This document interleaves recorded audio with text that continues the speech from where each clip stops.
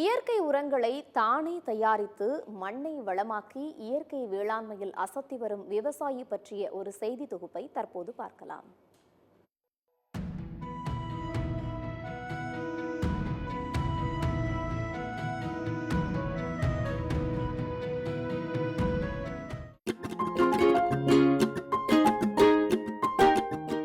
நாமக்கல் மாவட்டம் பரமத்தி வேலூர் அடுத்த கபிலர்மலை அருகே உள்ளது சிறுகிணத்துப்பாளையம் கிராமம்.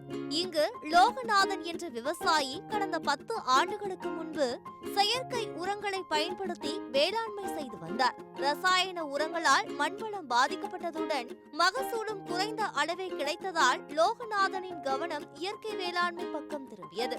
நாட்டு ரகங்கள் அப்படிங்கும்போது இயற்கையா பண்ணும் போதுதான் அந்த நாட்டு ரகத்துல இருக்கக்கூடிய சத்து நம்மளை சேர. ரெண்டாவது, அதற்கு உண்டான விதை முளைப்பு திறன், அது அதிக நாள் காய்ப்பு திறன் அனைத்துமே இயற்கையில பண்ணும் போதுதான் கிடைக்கும். அது எல்லாமே நம்ம மண்ணில் நான் கண்கூட பார்த்துட்டேன்.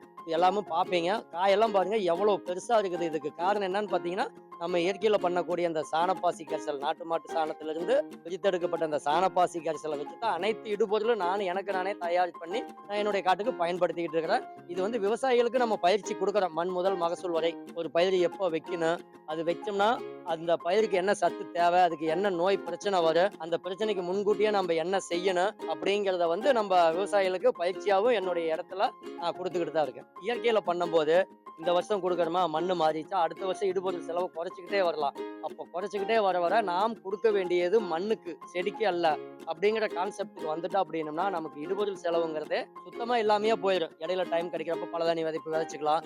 இந்த மாதிரி ஒன்னொன்னே நம்ம மண்ணுக்கு தேவையான இடுபொருளை கொடுத்துட்டோம் அப்படின்னம்னா நமக்கு செலவுங்கிறது ஒரு பெரிய விஷயமாவே தெரியாது.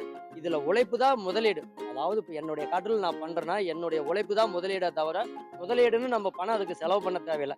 ஏன்னா இப்ப நம்ம எல்லாமே சொல்லியிருப்போம், நம்மளை சுற்றி இருக்கக்கூடிய இடுபொருளை வச்சுதான் அனைத்து விதமான இடுபொருளும் நம்ம தயாரிக்கிறது. அப்படிங்கிற செலவு கிடையாது. நாட்டு மாட்டு சாணம் மற்றும் நாட்டு சர்க்கரையை பயன்படுத்தி சாண கரைசலை தானே தயாரித்து வேளாண்மையில் பயன்படுத்தி வருகிறார் லோகநாதன். தழைச்சத்து, மணிசத்து மற்றும் கரைசல் உள்ளிட்டவை தயாரித்து சொட்டு நீர் பாசனம் மூலம் விவசாயத்திற்கு பயன்படுத்தி வருகிறார்.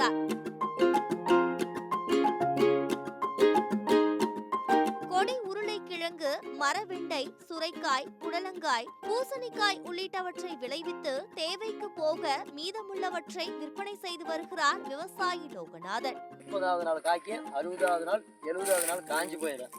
ஆனா இந்த மரவெண்டை காய்க்கிறதுக்கே 6 மாசம் ஆகும். புது துளிர் வந்தது.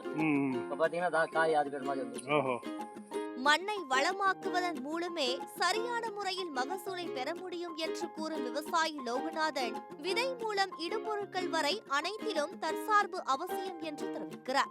மண்ணை வளமாக்குவதன் மூலமே அதிகரித்து வரும் செலவுகளை குறைக்க முடியும் என்று இயற்கை விவசாயி லோகநாதனின் அசைக்க முடியாத நம்பிக்கை.